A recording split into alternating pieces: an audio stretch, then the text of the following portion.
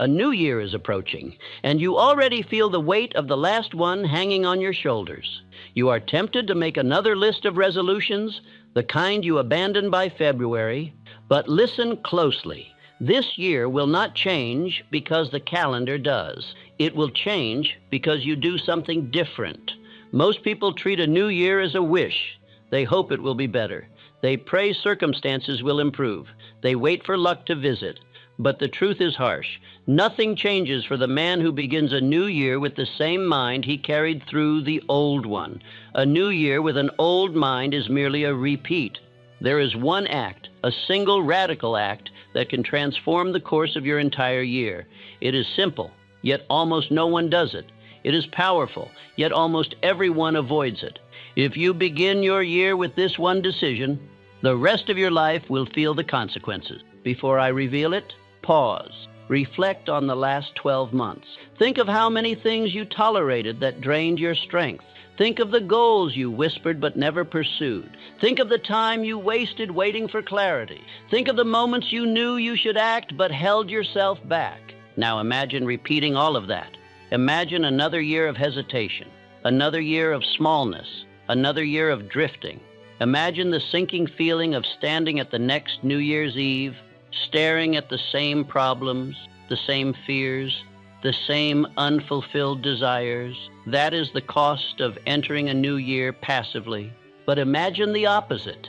Picture yourself beginning the year with a mind sharpened like a blade. Picture a spirit free of the weight you carried. Picture a man who enters the year not hoping but commanding, not wishing but deciding, not drifting but moving with precision. This is what the right beginning can create. Understand this. Life changes fastest at the moment a man becomes definite. A man who begins his year with vague hopes will end it with vague results. But a man who begins his year with a single, unshakable command becomes unstoppable. He bends the year to his will instead of letting it crush him. You may think you need a plan. You may think you need motivation. You may think you need perfect conditions. You need none of these. You need only to make one inner decision, one that most men fear to make because it forces them to confront themselves. Look at your loved ones. They have watched you battle the same frustrations year after year. They have seen you carry burdens you do not deserve. They have witnessed your potential, even when you have hidden it. Deep down, they hope this will be the year you rise. Do not disappoint the ones who silently believe in you. This new year will present you with opportunities, some disguised as burdens, some disguised as challenges, some disguised as responsibilities. A man without inner command will miss all of them. A man who prepares his mind will seize them effortlessly. Let me ask you something. Why do you think the same obstacles keep returning? Why do the same financial problems reappear? Why do the same fears come back? Why do the same patterns continue? The reason is simple. Your environment changes every year, but your mind stays the same. That ends today. You are about to step into a new year. This is not a moment for entertainment. It is a moment for awakening. There is something you must do before the clock turns. If you obey this command, your entire year will be different, not by chance, but by law. Before anything else, before you step into the new year, you must release every idea that has weakened you. You must abandon the identity that held you back. You must renounce the version of yourself that wasted time, fled responsibility, doubted his abilities, and feared success. That man cannot come with you. If he enters the new year, he will poison it. He will sabotage your progress. He will delay your purpose. He will repeat the same mistakes, think the same thoughts, and live the same life. Every year begins with a funeral, the funeral of the self you refuse to be any longer. Then, and only then, can the new year begin with clarity. There is a second part to this transformation. Once you bury the old identity, you must replace it with a single definite command. Not a list of wishes, not a dozen promises. One command, written, spoken, repeated, burned into your mind until it becomes your operating system. That command becomes the axis around which your entire year rotates. A man who begins his year with one unbreakable command becomes dangerous. His decisions simplify. His focus sharpens. His time aligns. His habits fall into place. His distractions die off. His purpose grows teeth. He becomes a man whose steps the world can feel. Look at the timeline of your life. Past, scattered, divided, inconsistent, distracted. Present, standing on the threshold of possibility. Future, entirely determined by the decision you make before the year begins. You can enter the new year the way most men do, hoping for a miracle, waiting for improvement, praying for things to change, or you can enter it the way powerful men do, with discipline, clarity, and decisiveness. You may wonder what this command should be. It must not be vague. It must not be sentimental. It must not be comfortable. It must be a demand on your character, something that forces growth, something that cuts through excuses, something that shapes every day of the year. Before this speech ends, I will show you how to choose it. I will show you the exact process to bury the old self, awaken the new identity, and begin your year with a level of certainty most men never experience. But for now, hear this truth. Your year will not change because the clock strikes midnight. It will change because your mind strikes decision. Prepare yourself. The new year will not save you, but the right command can and will transform you. Every new beginning demands a death. Life renews itself through endings, not wishes. The seed must be buried before it can rise as a tree. So it is with you. A new year cannot begin until the old self is laid to rest. Most men carry their past into the future like a coffin strapped to their backs, wondering why the weight never lessens. The law of renewal states that nothing truly begins until something else has ended. Yet men resist endings. They cling to habits that have long betrayed them, to opinions that have long deceived them, to fears that have long ruled them. They ask for change while defending the very weakness that prevents it. But you cannot be both the man you were and the man you are destined to become. There are two men living within you, the one you have been and the one you are meant to be. They cannot share the same throne. One must surrender. The weaker must die. The stronger must rise. Until this funeral is performed within the mind, all talk of new beginnings is self-deception. The new year will not bless divided allegiance. The old self is not a memory. It is a habit of thought. It speaks in hesitation, complains when tested, feeds upon excuses, and fears the judgment of others. It trembles before difficulty and seeks comfort when called to discipline. It hides behind tomorrow. It says, "I will begin when I feel ready."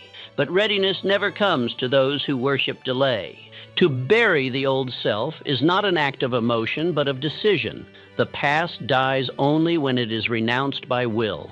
You must consciously cut the bond that ties you to weakness. Write down the traits that have chained you: indecision, self-pity, resentment, fear of criticism, dependence, and procrastination, and declare each one dead.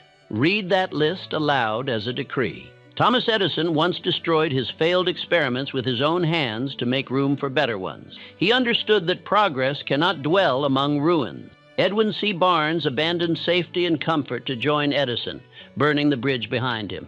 Henry Ford dismissed every voice that said impossible and built what the world had not imagined. Each man performed a funeral of fear, doubt, and conformity before success appeared. Most people will begin this new year dragging their old patterns behind them like ghosts. They will call them habits, but they are graves. They will decorate those graves with excuses and call it wisdom. They will repeat the same words of resolution they spoke last year, blind to the truth that nothing new grows in unplowed soil. But you are not most men. You will begin differently. Before the clock strikes, you will bury hesitation itself. You will stand before the mirror, not as a critic, but as a witness. And you will declare, "That man of fear and delay is gone. He has been useful in showing me what must never return, but his service ends here." You will mean every word. This act may seem symbolic, yet it is more real than any physical ceremony. Decision is the only true death. When the mind says no more and believes it, the old self loses breath. You will feel resistance as if that identity struggles to survive, but that struggle is proof that you have struck the root. Continue until silence follows. Renunciation is not rejection of the past, but release from it. The wise do not curse their former selves. They thank them for the lessons learned and then release them. Carry the wisdom forward, not the weakness. The man you have been was necessary for your evolution, but he cannot accompany you where you are going. Gratitude buries the past without bitterness. Understand this law. Nothing external can imprison you longer than your attachment to an internal pattern. Circumstance is only the shadow cast by thought. When thought changes, the shadow disappears. The life you see is but the reflection of the identity you uphold. When you bury the old self, the old life follows it into the ground. The act of burial requires courage. Weakness pleads for one more chance. It whispers, "Perhaps I can improve." But weakness never reforms. It must be replaced. Discipline is born only when indulgence is denied. You cannot tame the old self. You must dethrone it. Do not negotiate with the habits that have humiliated you. Send them to their rest. As you perform this inner ceremony, you will sense a strange quietness. It is not emptiness, but readiness. The mind, once filled with doubt and noise, becomes still. Into that silence, new strength will speak. You will hear it as conviction, steady, unwavering, commanding. It will say, "Now we begin." That voice is your true nature returning to its throne. Others may not understand what has changed. They will notice subtle things, the firmness of your tone, the calm in your eyes, the way you listen before speaking. You will no longer seek agreement. You will seek progress. Your presence will carry weight. You will not explain this transformation, for it cannot be explained. It can only be lived. From this moment forward, remember, the calendar changes nothing. Only consciousness renews time. To enter a new year without burying the old identity is to repeat the same cycle of frustration. The man who carries his old habits into the new year walks in circles and calls it destiny. Break the circle by burying its maker. Now make this your decree. I bury weakness, I bury fear, I bury indecision. I am born new in law, in power, in purpose. Repeat it until it burns through hesitation. Each repetition drives the stake deeper into the grave of doubt. Speak it before sleep and upon waking. The mind believes what it hears most often. Let it hear power. Understand the seriousness of this act. You are conducting the most sacred ceremony of life, the funeral of limitation. This is not sentiment, but science. Every belief carries vibration. Every repetition engraves pattern. When you declare the death of weakness with conviction, you alter the rhythm of your subconscious. From that new rhythm will arise a new reality. You may feel grief for the man you were. That is natural, for every ending carries mourning. But do not confuse mourning with regret. You are not losing anything real. You are shedding illusion. The self you bury was never your essence. It was only the shadow cast by fear. Once the light of faith shines, the shadow vanishes. When you bury the old self, you also bury his excuses. Never again say, "I cannot." Never again say, "It is too late." Never again hide behind confusion. Each of those phrases belongs to the man who died tonight. Speak only as the man who lives now, with definiteness, with faith, with authority. The first sign that rebirth has begun will not be in circumstances, but in thought. You will catch yourself rejecting weakness without effort. You will notice hesitation appearing and dissolving instantly. You will find your attention drawn toward action rather than delay. This is how the new identity proves its reality.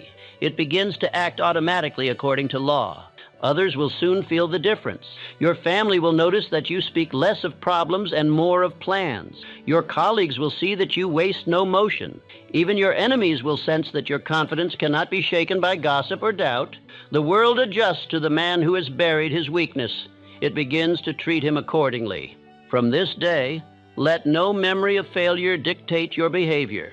Failure is not identity. It is instruction. Keep its lesson. Release its pain. The grave of the old self must remain closed. Never resurrect what you have buried. If regret knocks, answer with gratitude. If fear returns, answer with faith. If hesitation whispers, answer with command. This is the true beginning of your year, the inner revolution that precedes all outer change. No calendar, no resolution, no ceremony can substitute for it. Until this burial is complete, Every new opportunity will return you to the same frustration. But once complete, even the smallest opportunity will expand into destiny. Remember the pattern of nature. Night dies before dawn, winter before spring, silence before music. Death is not loss. It is preparation. You are not losing time by burying the old self. You are saving eternity. The man who begins anew without clearing the ground must build his palace upon rubble. You will not make that mistake. You have performed the funeral. Now step back from the grave. Leave it without sentiment. Do not look behind you. The past is buried. From this night forth, you walk among the living. You walk among the decided. You walk among those who rise. And as you step into the new year, carry this affirmation as your silent anthem. I have buried the man of hesitation. I have buried the man of fear. I have buried the man who waited for conditions to change. I am reborn in purpose, clarity, and power. My eyes are forward. My heart is fixed. My faith is law. Speak it until it ceases to sound like repetition and becomes realization. Speak it until your environment begins to mirror your conviction. Speak it until your life answers with proof. For the funeral of the old self is not the end of something. It is the beginning of everything. The tombstone reads not, "Here he lies," but "Here he began."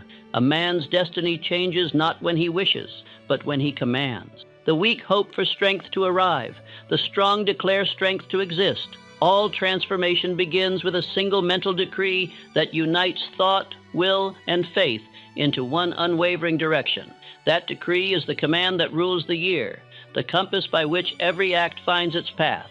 Resolution without authority is noise. A man may write 100 intentions, yet they scatter like leaves in the wind because none bear the stamp of decision. One command, born of conviction, possesses more force than 1,000 resolutions recited from emotion. The command is not merely a goal, it is law written upon the mind, enforced by obedience and renewed through repetition. Indecision is the great thief of power. It steals energy by dividing it. The man who begins one task while doubting its outcome, who questions his every choice, who starts today and abandons tomorrow, he may labor endlessly and yet achieve nothing. Power demands unity of thought.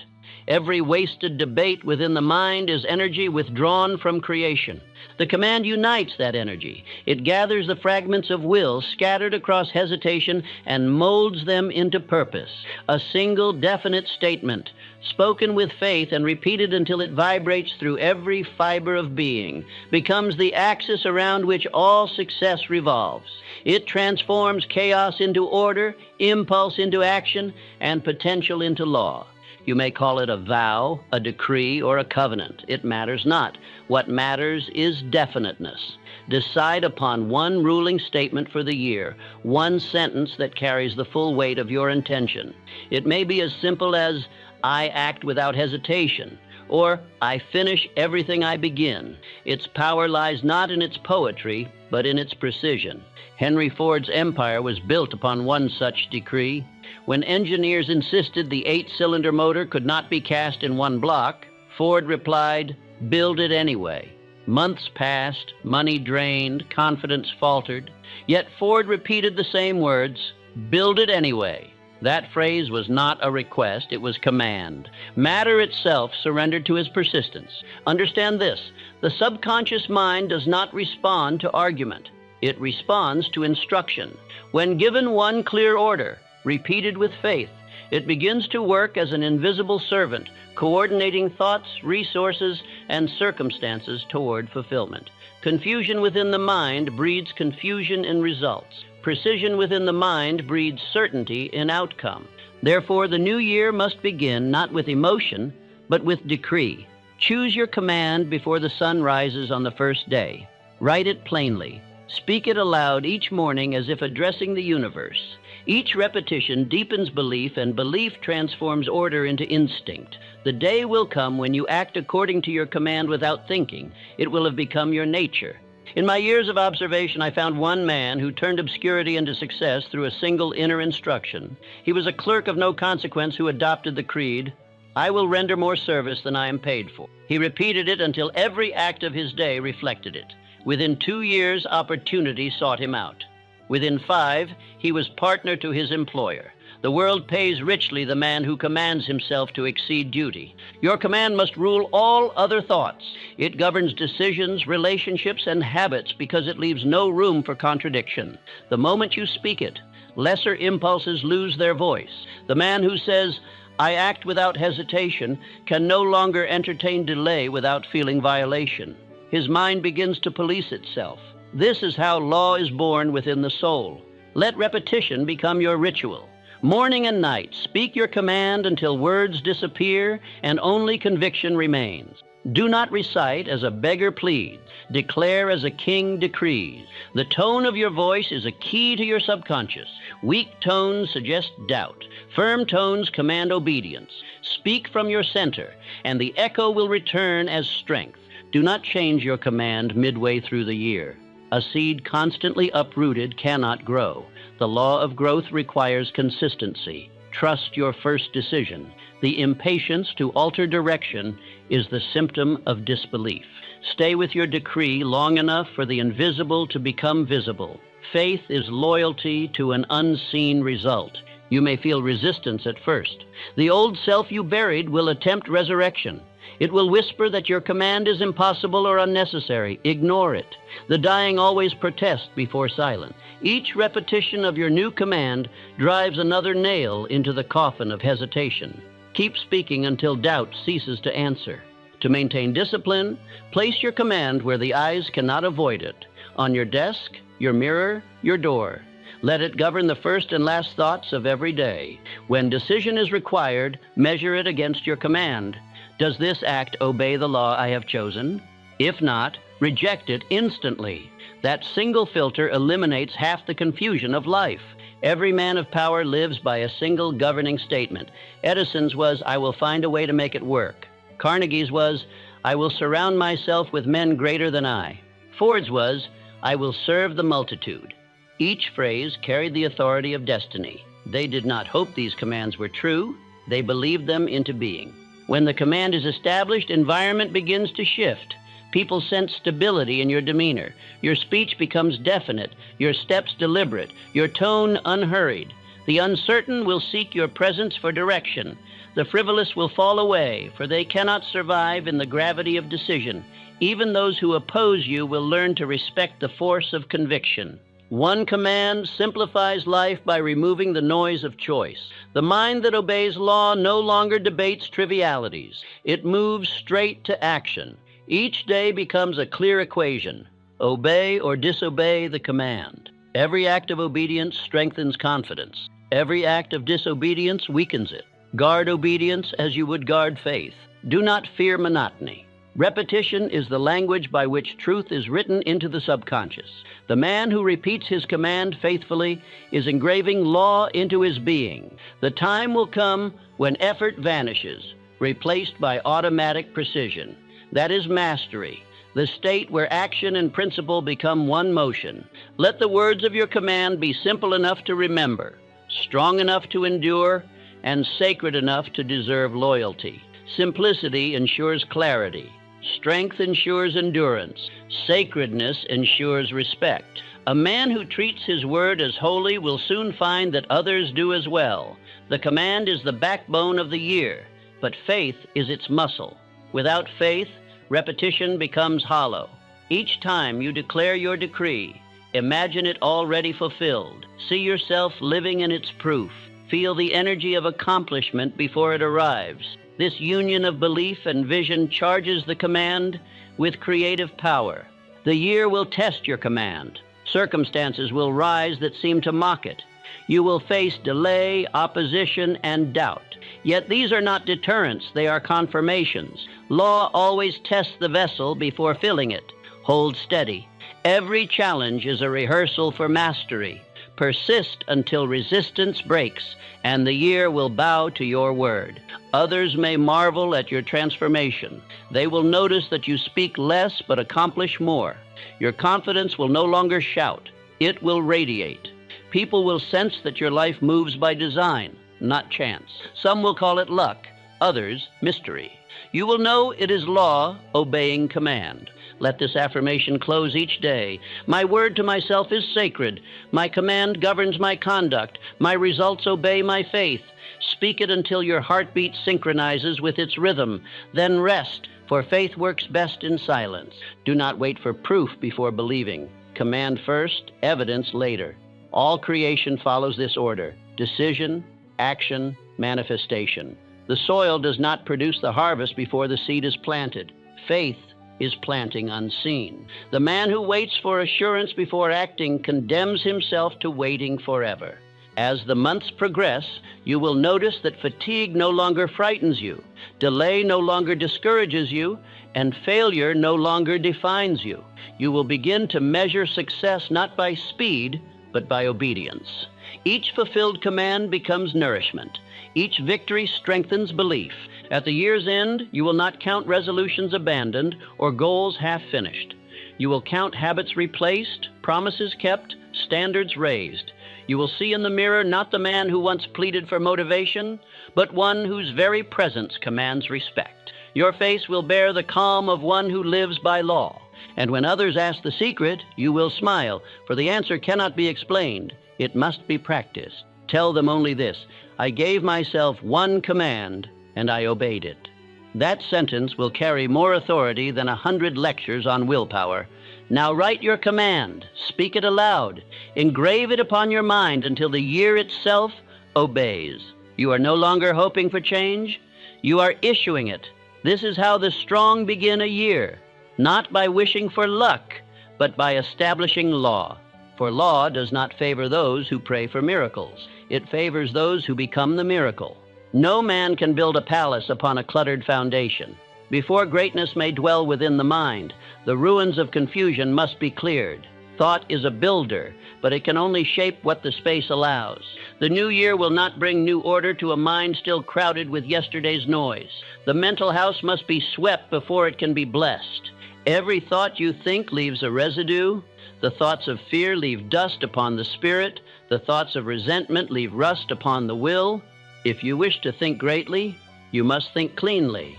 No architect can raise a strong structure upon soil infected with decay. You must purify the ground of your mind as the farmer turns and enriches his field before planting.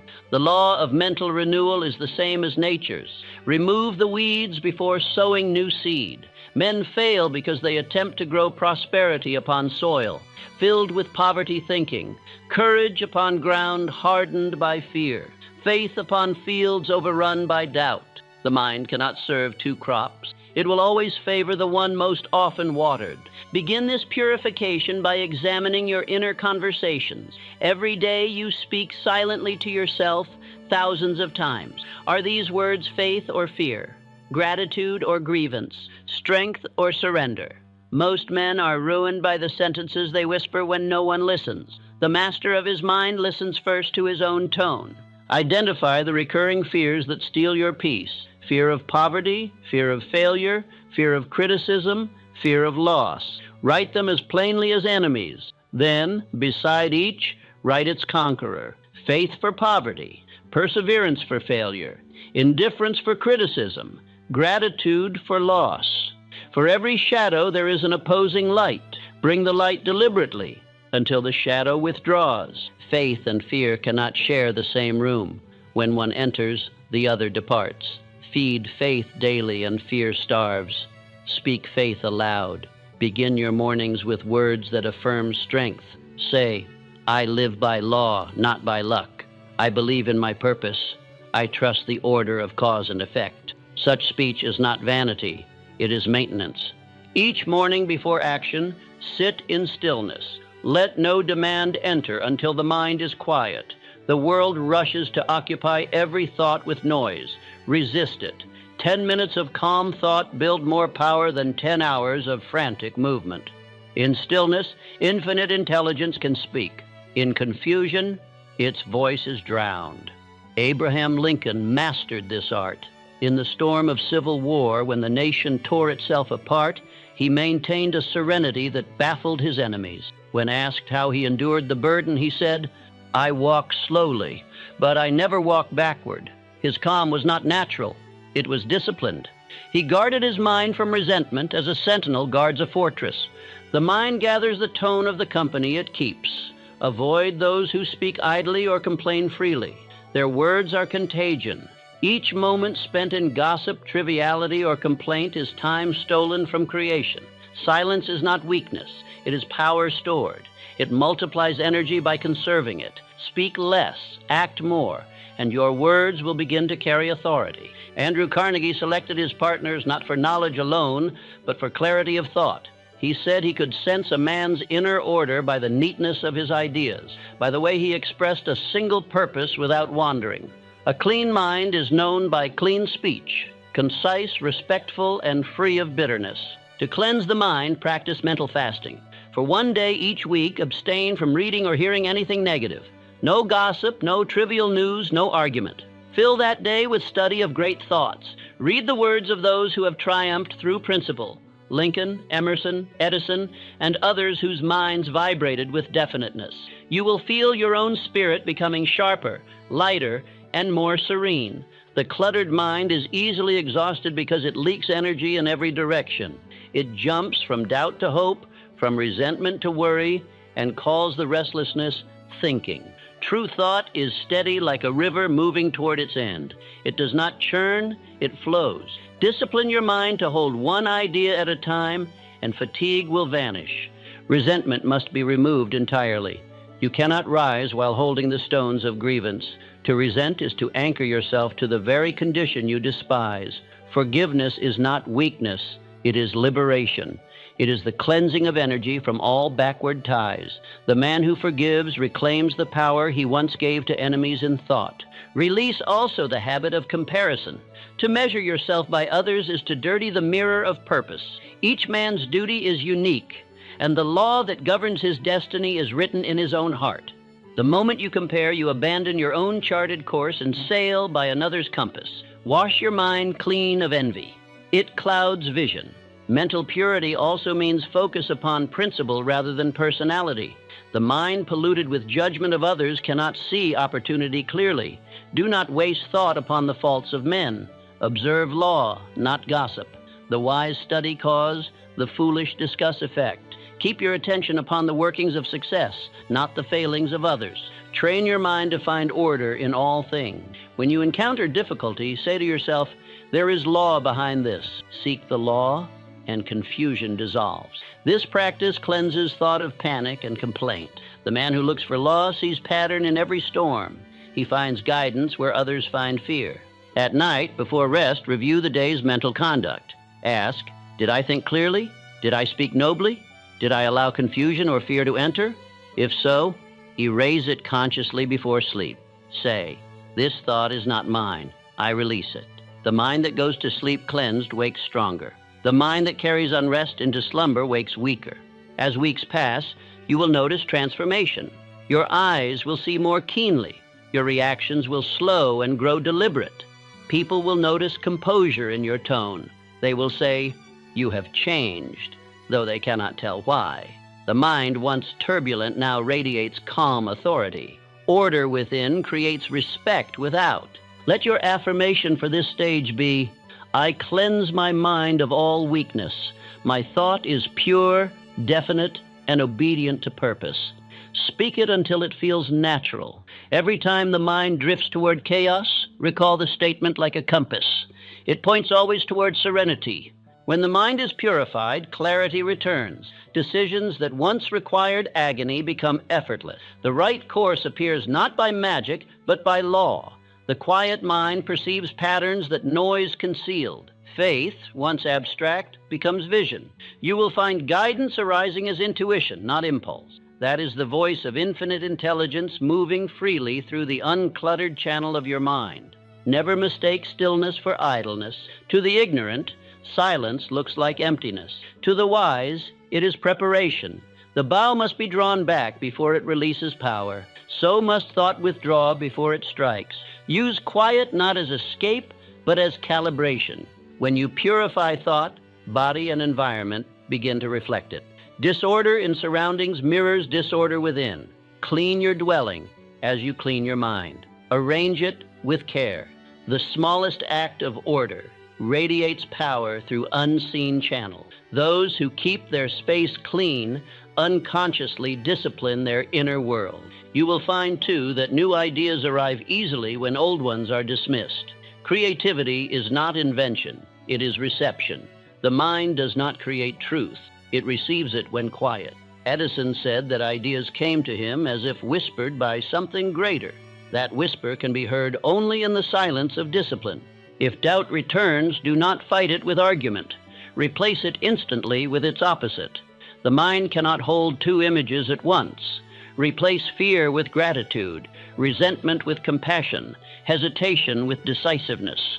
This is mental hygiene. The man who cleans his thought as regularly as he cleans his hands will rarely be infected by failure. Guard your inner climate as carefully as you guard your health. Allow no toxic influence to linger. When negative emotion arises, treat it as a passing storm.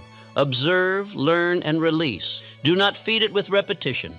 The world is full of men who rehearse their injuries until they become identity. You will not be among them. When the mind is clean, energy flows uninterrupted. You will notice endurance in work, joy in effort, peace in solitude. The greatest reward of mental cleansing is not material gain, but spiritual poise, the steady assurance that nothing external can disturb your internal order. Others will feel this balance when they encounter you. Your calmness will quiet their agitation. Your decisiveness will guide their confusion. People will begin to ask your opinion not because of eloquence, but because of peace. The clean mind commands trust. Remember, the world is a mirror. Whatever fills your mind will reflect in your conditions. If confusion surrounds you, purify thought. If opportunities seem distant, clear resentment. When the inner world is arranged in harmony, the outer must follow, for it has no choice. Law obeys thought as faithfully as shadow obeys body. This is the great secret of renewal. Life does not change from the outside in. It changes from the inside out. The man who begins a year with a purified mind has already begun his victory.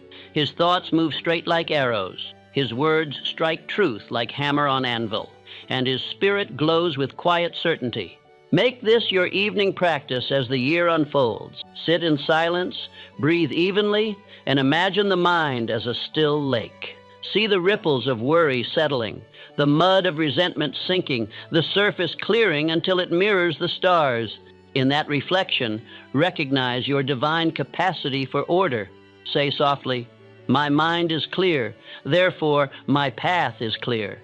Each repetition deepens purity. Each day lived by this principle multiplies power.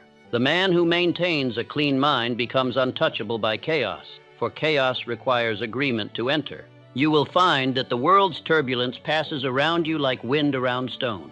When others meet you now, they will sense a quiet certainty that needs no explanation. They will call you lucky or gifted, yet you will know that you have merely obeyed law. You have cleaned the channel through which infinite intelligence works. That and that alone is genius. A man's entire life can be traced to a single habit, the way he decides. Each success, each failure, each opportunity gained or lost has its origin in decision. To decide is to choose between movement and stagnation, between mastery and drift, between life and decay. Decision is not a mere act of thought. It is the declaration of dominion. Every new year perishes through hesitation. Men speak boldly on the first day, yet by the third their conviction falters. They mistake inspiration for decision, but inspiration without decision is smoke without flame. Only those who learn the ritual of decision, the art of closing the door behind hesitation, move from intention to result. Decision is power made visible. When the mind chooses a path without reserve, all forces of nature align to assist it. But when it wavers, those same forces turn to confusion. The world does not reward partial conviction. It respects only the man who stands where he declares and moves as if the outcome were certain. Every day offers 1,000 chances to decide. Each morning you are presented with 2 doors, to act or to delay. The majority choose delay and disguise it with justification. I will start when I know more, they say. But knowledge grows only in motion. The man who decides to act learns tenfold more than the one who waits. Thomas Edison decided early that his life would serve invention. Ridicule followed him, failure shadowed him, yet he never revisited his decision. He treated doubt as noise and moved through it like wind through leaves. His faith in decision was stronger than his fear of mistake. He knew that action refines while hesitation rots. Dr. Frank Gonzalez made his famous decision to secure $1 million for a college without knowing where a single dollar would come from. His belief in the justice of his cause sealed his decision, and opportunity soon presented itself. The world bends to men of such certainty. They do not ask for proof. They create it through motion. Napoleon Bonaparte was feared not for the size of his armies, but for the speed of his decisions. While others held councils, he had already acted. Victory favors the one who moves first with faith, not the one who studies longest with fear.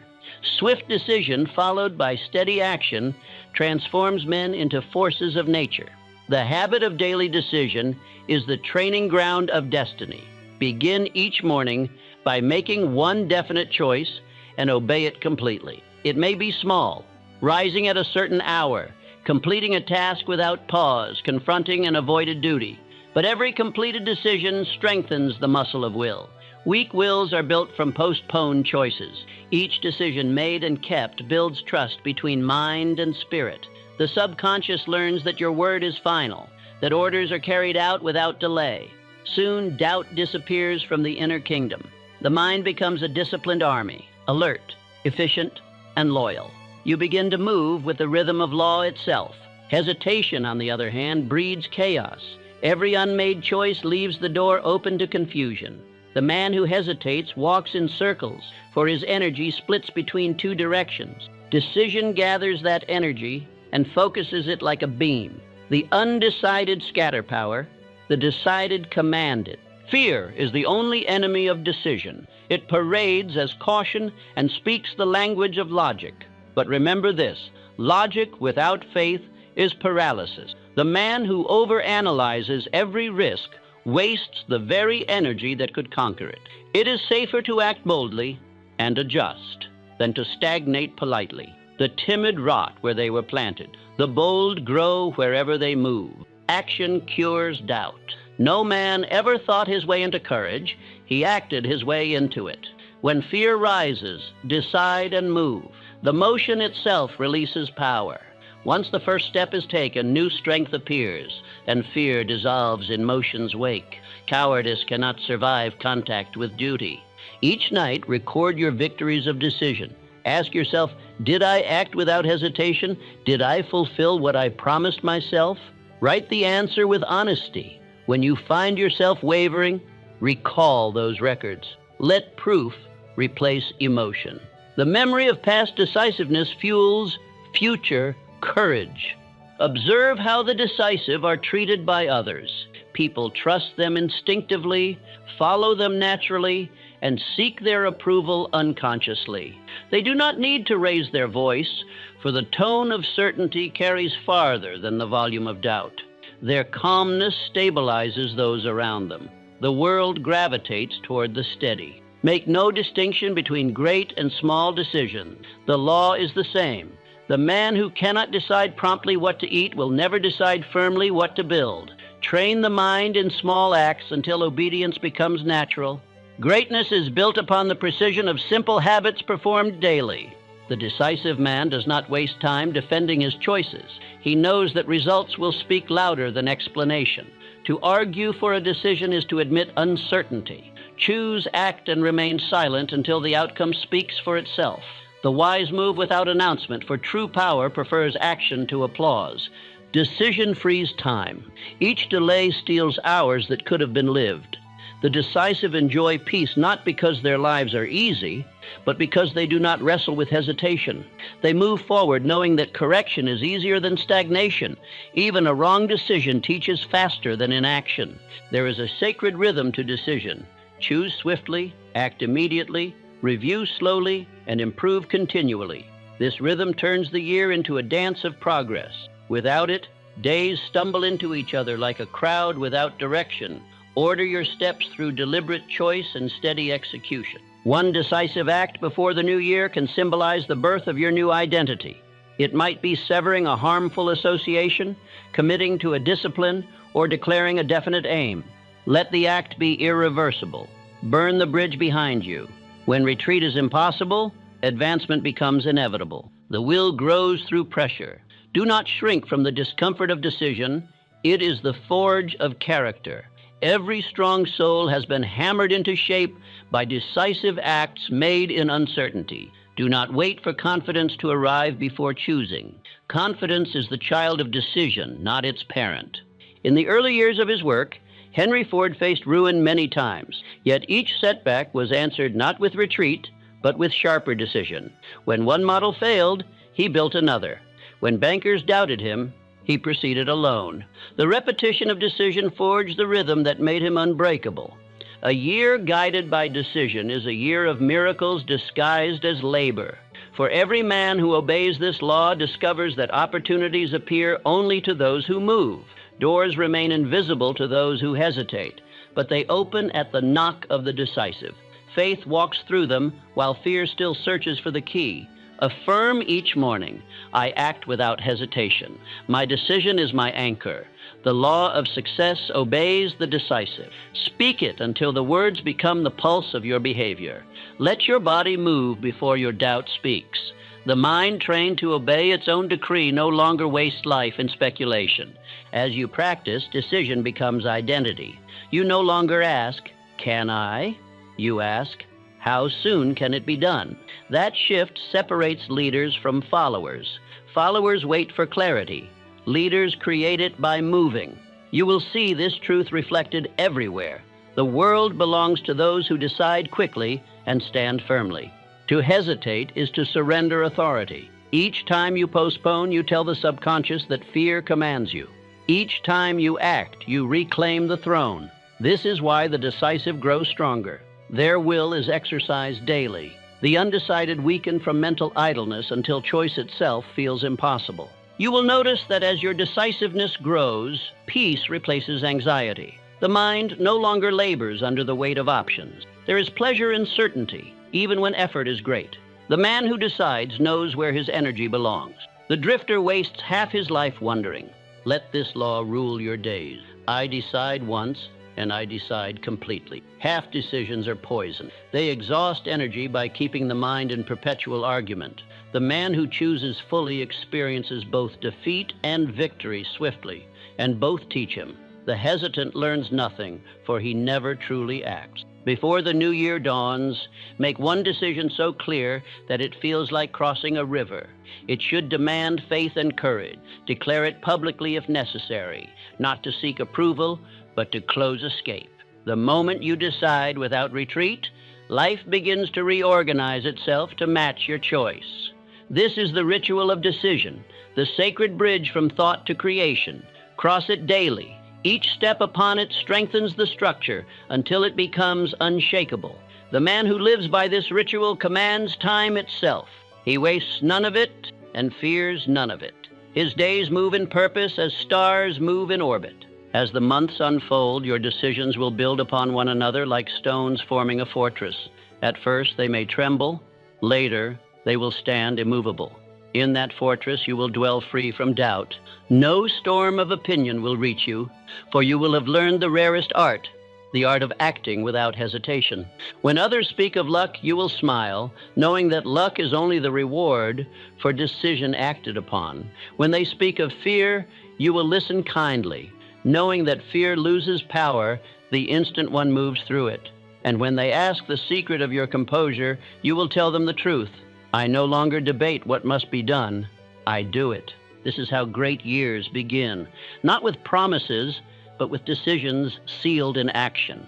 The man who chooses boldly before the year begins walks into it already victorious. Every challenge becomes merely a test of loyalty to his decision, and loyalty, once proven, always yields reward. Make your decision now. Speak it, write it, act upon it. Do not delay for inspiration. Decision is itself inspiration in motion. Begin, and the strength will appear. The great secret of achievement is not speed, brilliance, or fortune. It is continuation. The world bows to those who simply refuse to stop. Talent may shine for a season, Intelligence may impress for a moment, but persistence governs the years. Every towering success is built not by bursts of enthusiasm, but by the steady rhythm of the man who advances one step more when others rest. Enthusiasm begins the journey, but devotion finishes it. Interest fades at the first difficulty. Devotion deepens with it. The average man loves beginnings, the smell of novelty, the excitement of possibility, but he cannot endure repetition. Yet repetition is the hammer by which mastery is forged. The greatest among men are not those who start often, but those who start once and never abandon. Persistence is faith in motion. It is the daily proof that belief has matured into loyalty. To persist is to declare, I trust the law even when I cannot see its results. Those who persist prove their faith through obedience. They move without applause, endure without witnesses, and succeed without spectacle. Every purpose in life is tested by delay. The delay is not punishment. It is preparation. Law must verify that your desire is strong enough to bear success. If granted too soon, victory would destroy the undisciplined. The delay sharpens character, hardens faith, and removes weakness. Only when the soul becomes steady can fortune be trusted with permanence. Consider the story of R.U. Darby. He and his uncle struck a vein of gold, but when it disappeared, they stopped drilling and sold the machinery. The new owner dug 3 feet further and uncovered one of the richest veins in Colorado. Darby learned that defeat often stands guard over treasure. Later, applying that lesson to insurance sales, he became wealthy through the same persistence that once would have saved his mine. Failure is never permanent until accepted. Every obstacle is an unfinished chapter awaiting the pen of persistence. Each time you rise after defeat, you rewrite the story of your destiny. The world has always yielded to those who interpret defeat as feedback. When one path closes, persistence finds another. For faith cannot be contained by circumstance. Look to Abraham Lincoln. He failed in business, lost elections, endured ridicule, and yet never abandoned the higher vision of service. Each failure purified his intention until he could no longer be defeated. When his hour came, he stood as a man already victorious, for he had conquered discouragement long before he conquered opposition. The road of the persistent may be lonely, but it is never wasted. Every hour of toil, every disappointment, every denied reward becomes seed. The soil of the future is enriched by the struggle of today. In time, that seed breaks surface with such abundance that even those who doubted must acknowledge the harvest. Understand that persistence does not ignore fatigue, it transcends it. The body tires, the mind wearies, but the will continues. Fatigue is a whisper that strength is being built. Do not mistake weariness for defeat. Rest when you must, but never resign. There is rest that restores and rest that retreats. Choose the first. The difference between fatigue and discouragement is vital. Fatigue says, pause to gather strength. Discouragement says, stop, for it is useless. One is honest, the other deceitful. Fatigue can be cured by rest, but discouragement is cured only by faith. Feed the will with remembrance of purpose, and faith will restore the fire. Life rewards the one who obeys its rhythm. Act, endure, adjust, and act again. The cycle repeats until mastery is born. Nothing truly fails. It merely transforms. The man who persists learns that every setback carries a hidden seed of advantage. He waters it with effort until the blessing bloom. The great builders of civilization were not extraordinary in intellect, but extraordinary in endurance. F.W. Woolworth was laughed at for believing people would buy goods for 5 and 10 cents. He opened his store anyway. His persistence turned ridicule into imitation. Today, his name endures as monument to stubborn faith. Andrew Carnegie began as a telegraph messenger boy.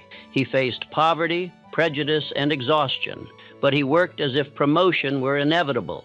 His persistence attracted men of vision. His faith drew resources, and his endurance built an empire. Persistence transformed him from servant of circumstance to master of industry. John D. Rockefeller, when besieged by market collapse and public hostility, remained calm. His unbroken persistence outlasted panic and shaped an empire that became the backbone of modern commerce. Those who criticized him later studied his discipline, realizing that persistence, not luck, built his fortune. Persistence is devotion to the invisible. It is the conviction that time serves law, not chance. Those who persist know that repetition engraves habit, and habit determines fate. The greatest advantage of persistence is not what it earns, but what it makes of the man himself. The persistent are trusted by the world because they have proven reliability to life. Practice the habit of immediate continuation. When a task fails, begin again at once.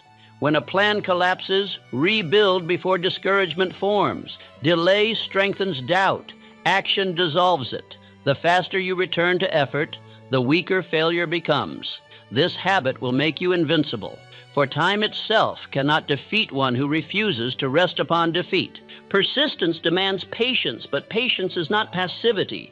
It is active waiting, working while trusting. The patient persists with expectation, not apathy.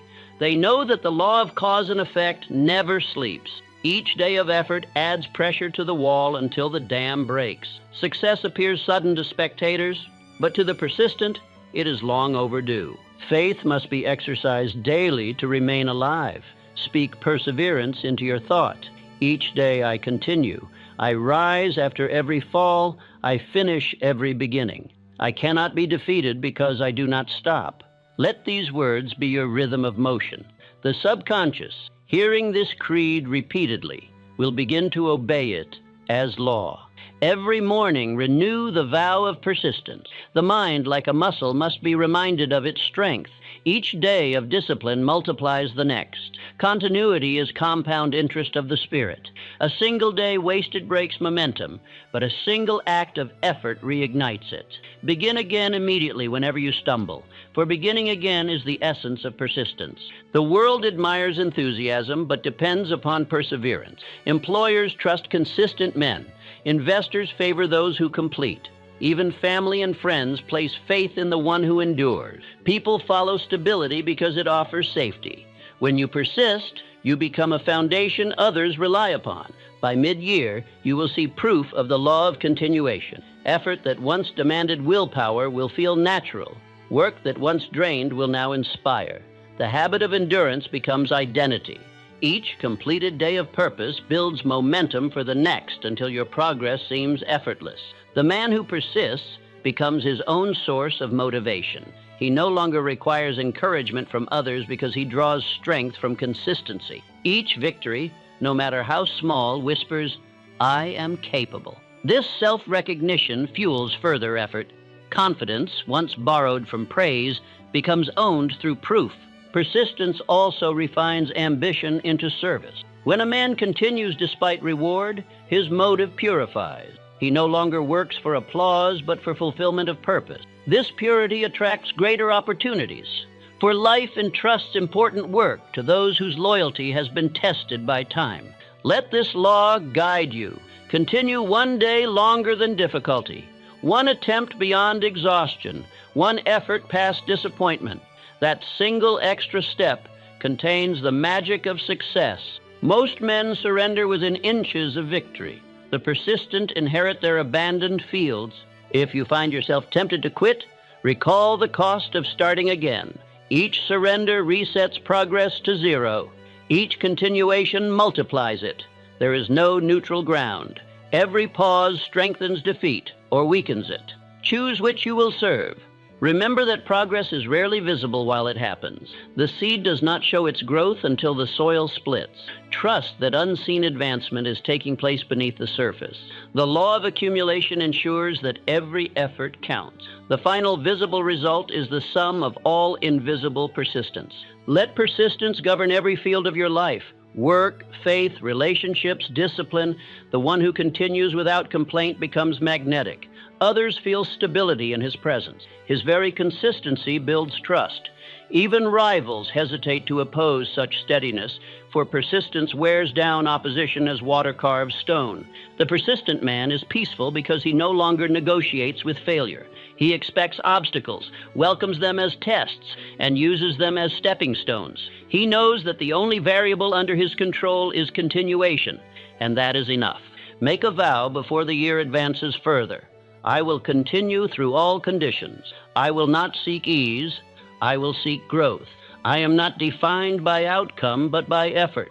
Each setback refines me. Each obstacle confirms me. Repeat it until it becomes instinct. By the end of this year, you will have outlasted not only adversity, but the weaker version of yourself who once quit easily. That former self will be unrecognizable, his voice silent, his habits forgotten. You will have proven that progress belongs not to the quick, but to the constant, for the law of continuation is eternal. The one who moves without ceasing must arrive. Faith is the highest form of intelligence. It is the recognition that unseen law governs all things, that thought is cause and circumstance is effect, that man, by his own belief, builds or destroys his destiny. Without faith, knowledge collapses into confusion, for faith is the bridge between what is known and what is yet to be made visible. The man without faith is like a sailor who distrusts the compass. He may study the stars, measure the waves, and analyze the winds, but without trust, he will drift aimlessly. Faith gives direction when evidence is absent. It is the invisible hand that steadies the wheel when storms rise. The stronger the faith, the calmer the voyage. Faith is not emotion. It is not hope dressed in fine words. It is mental discipline, the daily act of assuming certainty before sight. The ignorant call it foolishness. The wise call it law. The difference between wishful thinking and faith is obedience. Faith acts as if its goal were already achieved, while wishful thinking waits for permission. Edison's greatest invention was not the light itself, but the faith that produced it. For thousands of experiments, darkness mocked him, yet he continued, knowing that each failure was another step closer to success. His assistants doubted, but he would say, "We are not failing. We are finding what does not work." Such is the logic of faith. It interprets defeat as progress. Henry Ford's faith built machines before steel was shaped. When told his ideas were absurd, he answered, "The only real limitation is the one you accept in your mind." His factories were born of that conviction. Faith preceded design, belief summoned blueprint. What the world later called innovation was merely faith materialized through labor. Faith begins with thought, but matures through action. A man who believes without acting does not yet believe. Each step taken in the absence of assurance strengthens the muscle of certainty. You prove your faith by motion. The man who hesitates signals disbelief to his subconscious, and law responds accordingly. Infinite intelligence favors the bold, because the bold demonstrate alignment with truth. Faith transforms imagination into creation. Imagination conceives the vision. Faith provides the courage to pursue it. These two are partners in all progress. The dreamer who lacks faith remains a fantasist. The man of faith turns vision into fact. You must train the mind to believe its own creations, for the subconscious obeys imagination only when impressed with confidence. To live by faith is to form a covenant with law, a solemn agreement that you will think, speak, and act as though success were certain. In return, law arranges the necessary means. The covenant is broken only when you doubt. Every fear, every complaint, every negative confession tears a thread from the fabric of faith.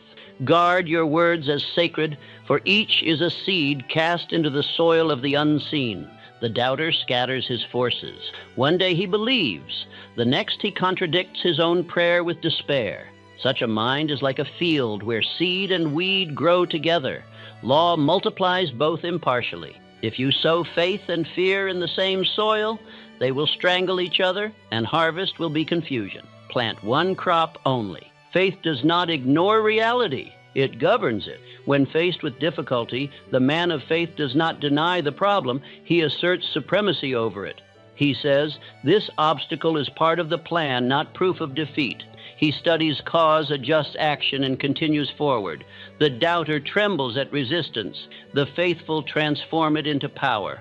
Applied faith means more than belief. It means performance. When you act upon what you believe before proof appears, the universe rearranges itself to meet you halfway. The path ahead, invisible to the fearful, becomes illuminated step by step to the believer. It is not light that precedes faith. It is faith that summons light. Every achievement rests upon this law. The bridge is built not by certainty, but by confidence that the materials will hold. The surgeon's hand does not shake because he trusts the knowledge of law. The farmer sows without seeing the harvest because he trusts the rhythm of seasons. Faith is cooperation with universal order. To doubt is to tax your own energy. Doubt drains vitality by holding the mind in conflict. Faith multiplies energy because it unites thought and will. The man of faith walks lighter, speaks calmer, and works longer without exhaustion. His mind wastes no power upon argument. He acts with serenity because his decision is complete. Andrew Carnegie built his empire not upon steel, but upon faith in men. He saw potential where others saw imperfection. He said, "I cannot build men, but I can believe in them until they build themselves."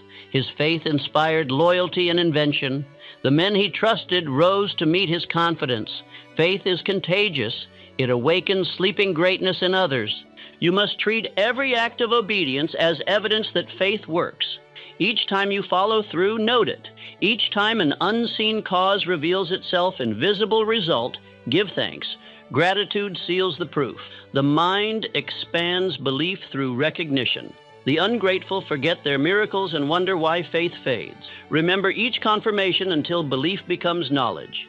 Faith must be renewed daily, for doubt gathers like dust. Begin each morning with quiet affirmation. I believe in the law that rewards effort. I believe that right thought produces right results. I believe that unseen forces work through me as I work. Speak it not as a plea, but as an acknowledgement of truth. Faith does not depend upon favorable conditions. Anyone can believe when evidence abounds. Only the master believes before evidence appears. This is why most men fail. They require sight to sustain conviction. Yet faith begins where sight ends. The moment you decide to trust the invisible, the visible begins to change. There will be days when progress seems still, when prayers feel unanswered, when efforts appear wasted. In such hours, recall the farmer waiting for spring. He does not dig up his seed to check its progress. He trusts time. So must you. Law cannot be rushed. It must be obeyed. Patience is faith resting in motion. Beware the subtle enemy of faith, self-pity. It disguises itself as humility, but is pride and despair. The man who pities himself denies his own power. Faith says, I am guided, therefore I am capable. Self-pity says, I am forsaken, therefore I am hopeless. Cast it out as you would poison. The faithful rise, the pitiful sink. Fear is the twin of doubt. It paralyzes the imagination and blinds vision. Yet even fear can be transmuted into power. Treat it as raw material. When you feel fear, act immediately. Movement converts it into courage. Fear cannot survive in motion. Like fog before the sun, it vanishes when faced with decisive light. Faith sees what the senses cannot. When you speak words of conviction, they carry energy beyond human comprehension. Every thought is vibration. Every vibration attracts its likeness. Speak only that which you desire to see multiplied. To say I cannot is to instruct law to make it so. To say I will is to release command. Each man's results reveal the quality of his faith.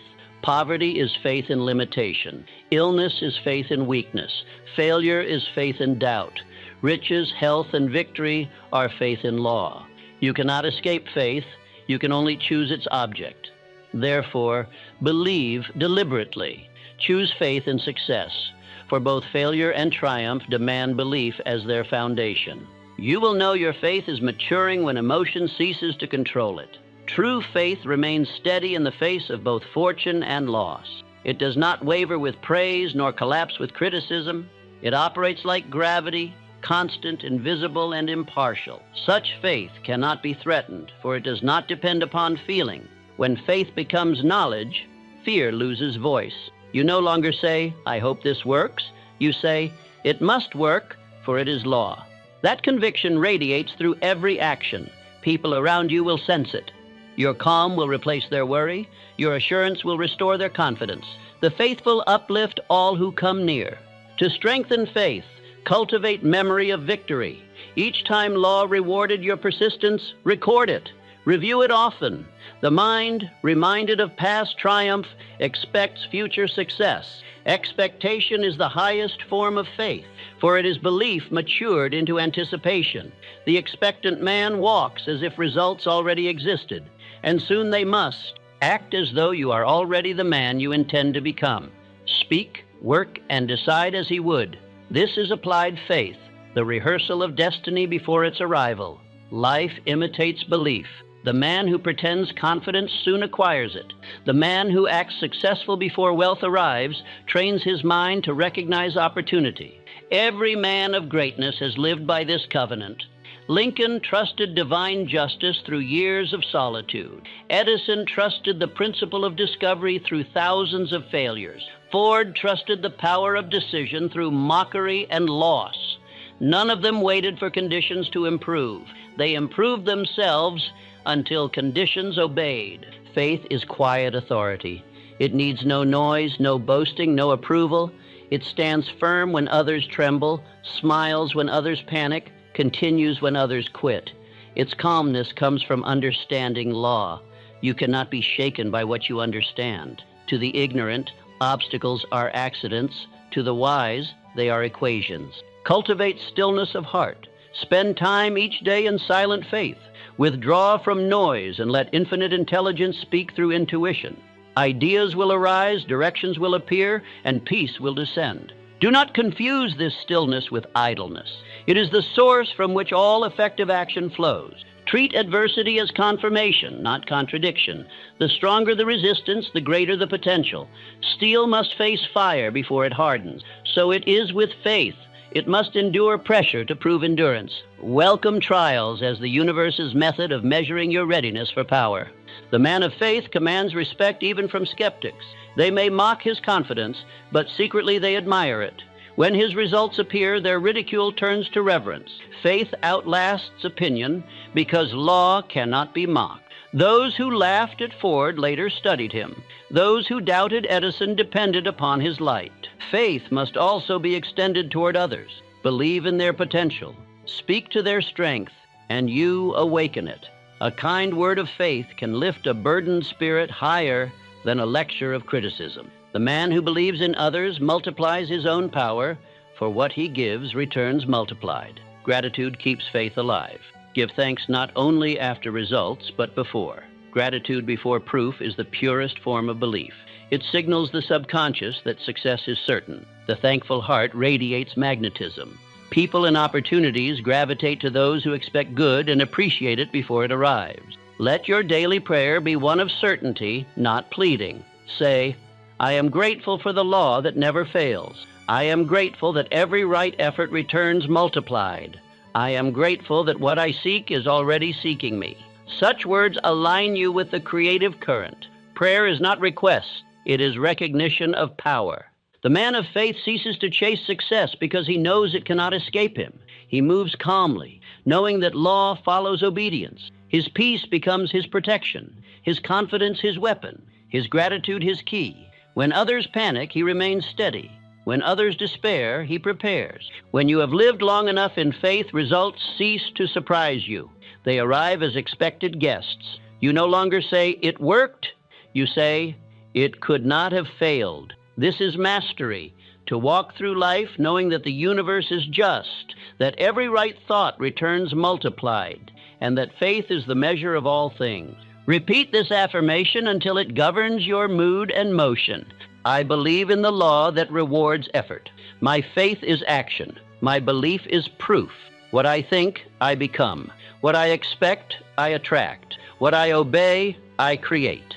Speak it until you feel peace replacing doubt, until the idea of failure becomes foreign. Speak it until every cell of your being vibrates with confidence. Then act without hesitation, for faith demands expression. As months pass, your countenance will change. The eyes grow steady, the shoulders upright, the voice certain. Those who once pitied you will now seek your counsel. They will say, everything you touch succeeds. They will not understand that the secret was not luck but law, not chance but faith. By the year's end, your faith will have rewritten your nature. You will walk not as one seeking answers, but as one who embodies them. People will feel assurance before you speak. Your life will be proof that faith, once applied with discipline, makes man a master of circumstance.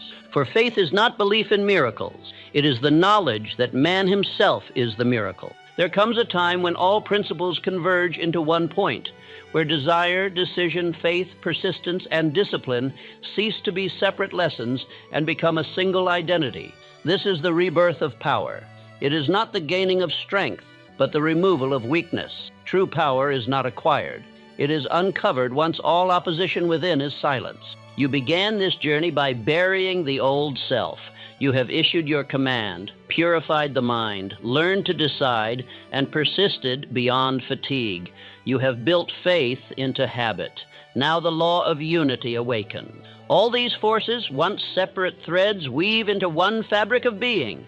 You no longer practice the principle. You live as the principle itself. The mind that once sought proof now moves by law. You no longer say, I will become strong. You say, strength acts through me. The difference is immeasurable. The former still strives from belief. The latter acts from realization. It is as if the seed that once strained toward sunlight has become the tree, firm, silent, and fruitful. This stage is the harvest of obedience. For months you have planted, watered, endured storms of doubt, and stood firm through delay. Now the rhythm of law begins to reward loyalty. Opportunities appear as if summoned by thought. Circumstances that once resisted now assist. You have ceased to chase power because power now emanates from you. Power is not noise. It does not announce itself with boasting. It speaks through calm certainty, quiet authority, and steady execution. When a man lives in obedience to universal law, the world senses it. His very presence commands respect, not through intimidation, but through harmony. People feel balance in him. Nature itself cooperates. Every man radiates an unseen vibration. The average man's vibration is scattered. Contradictory thoughts, divided loyalties, alternating faith and fear. But the man of unified mind emits a steady pulse. That rhythm influences all who come near. This is not mystery. It is magnetism. The world feels the certainty of those who live by law. Rebirth means that the mind no longer drifts between purpose and doubt. It becomes single. The senses serve, not rule. The emotions obey, not distract. The will governs, not pleads. You have become the commander of your inner kingdom. The old rebellion within is pacified, and the power that was once wasted in conflict is now directed toward creation. This state was known to every great builder of history. Edison felt it when he no longer doubted the principle of light. Carnegie lived it when his faith in men multiplied wealth. Lincoln embodied it when moral conviction steadied him through chaos. Each of them reached the point where thought, speech, and action moved as one. That is the rhythm of mastery. The man who reaches this state does not require external motivation. He draws from the reservoir of inner discipline. He rises not because he feels inspired, but because he has built habit. He works not for recognition, but because work has become worship. The very act of creation satisfies him more than the applause that follows. When this transformation takes place, others will sense it long before you speak of it. Your movements grow deliberate. Your gaze holds attention. You speak few words, but each carries weight. Those around you begin to measure themselves by your steadiness. Even the uncertain draw courage from your example. Without teaching, you instruct. Without commanding, you lead. The reborn man does not seek balance, he becomes it. He no longer swings between extremes of enthusiasm and despair. He walks in the middle, firm and patient.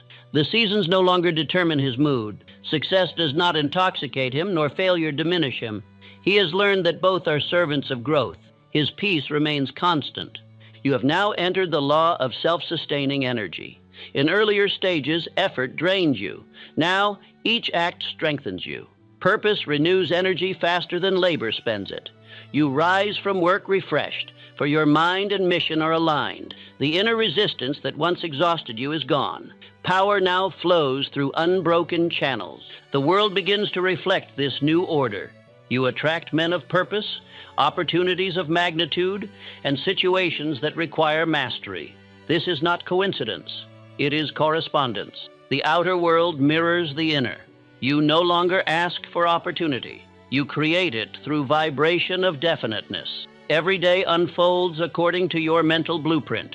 Remember this, repetition was never monotony. It was the forging of identity. The mind is molded through rhythm. Every affirmation spoken, every act completed, every decision obeyed has etched law into your subconscious. You are now guided by that rhythm unconsciously.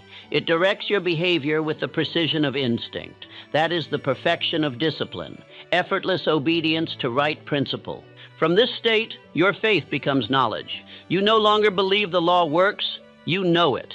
You have witnessed cause and effect too many times to doubt. You have tested the truth through your own transformation. That knowledge is the foundation of indestructible confidence. Nothing external can shake the man who has seen law operate within himself. At this level, success becomes predictable. You can trace its path as surely as the farmer traces the cycle of the seasons. You know that decision sows, persistence waters, faith grows, and action harvests. There is no mystery left, only obedience to order. The superstitions of luck, fate, and chance fall away. You walk with understanding. This rebirth grants a higher duty to serve as a living demonstration of principle. The greatest power is not in possession, but in example. The man who embodies discipline uplifts every observer. His calm rebukes their chaos. His consistency corrects their drift. His faith awakens their courage. His life becomes silent teaching, and through that, his influence becomes immortal. The reborn man also understands the sacredness of time. He no longer spends hours aimlessly, for he has measured the value of each moment. Time is life condensed. To waste it is to deny purpose. He plans not as a prisoner of schedules, but as a steward of energy. His hours are instruments of destiny. You must now practice reflection. Each week, review your conduct with honesty. Ask, did I obey my command? Did I persist through resistance? Did I act in faith? Record your answers without judgment. Awareness is purification. Each acknowledgement of weakness is a cleansing. Each recognition of strength is reinforcement. The self-examined life expands in power. This review will reveal a pattern, the rhythm of your new self.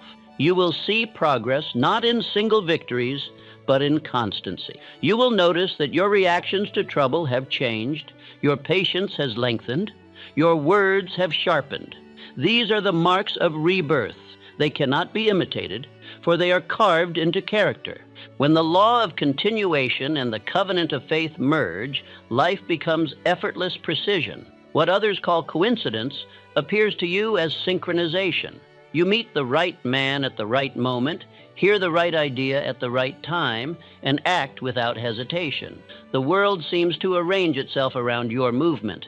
This is harmony with infinite intelligence. Guard humility as your crown.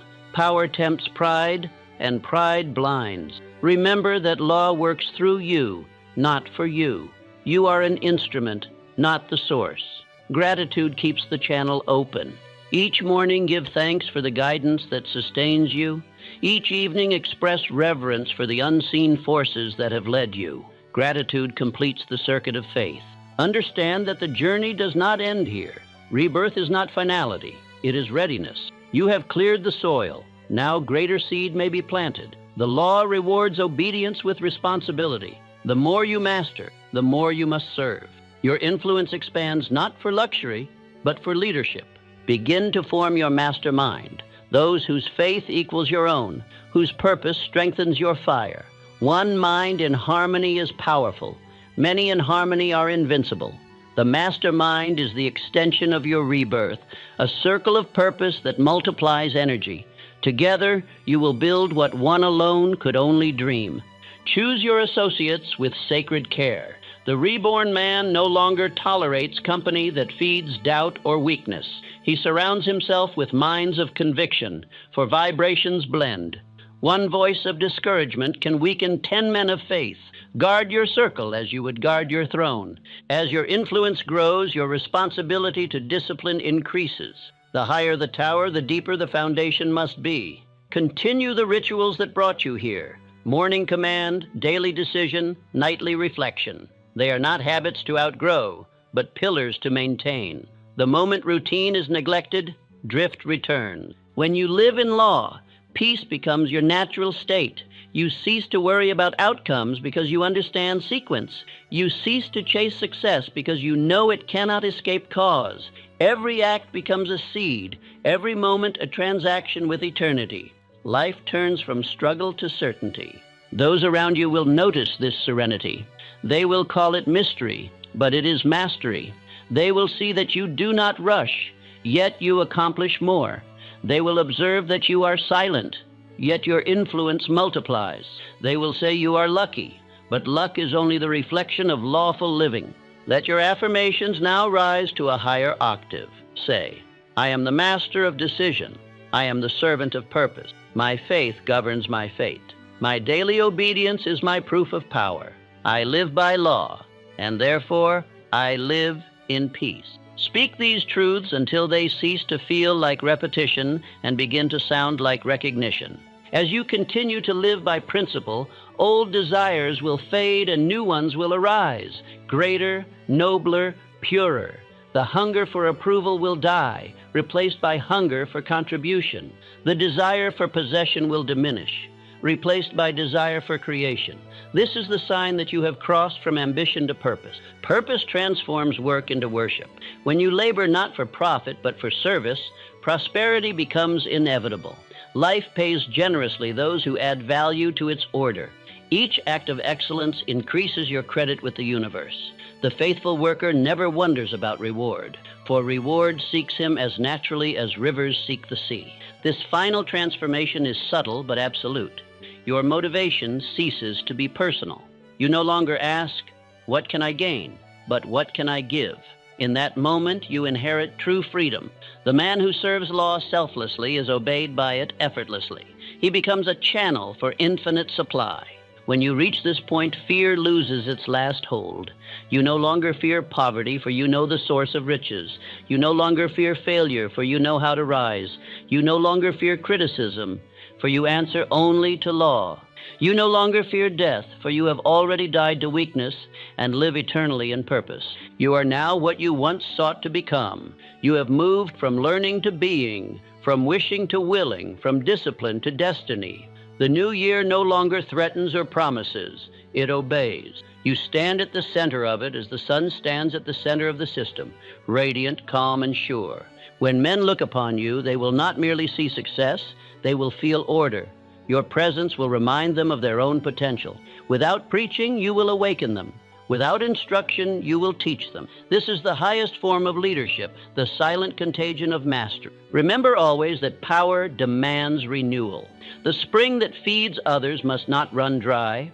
Retreat regularly into solitude to commune with infinite intelligence. There, refill your mind with stillness, your heart with gratitude, your will with clarity. From that quiet, emerge renewed to serve again. If you remain faithful to these principles, desire, faith, decision, persistence, and purpose, you will never drift again. Life will unfold in harmony with your thought.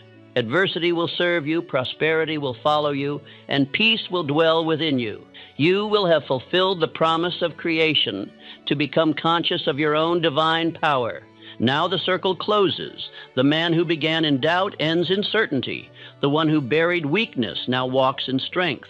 The one who once sought miracles has become one. The new year no longer represents time passing. It represents law fulfilled. You have not entered another year. The year has entered you. Let this be your closing decree. I live as proof that the law of success is real. My thoughts are deliberate. My actions are faithful. My results are inevitable. I am the motive force of my purpose. I live as the proof of faith. My life is the fire that others feel. Speak it slowly, with reverence. You have earned every syllable.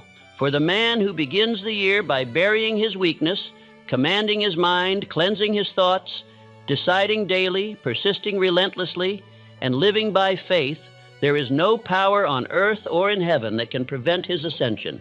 He is no longer a seeker. He is the law in motion. He is the proof of purpose. He is the rebirth of power.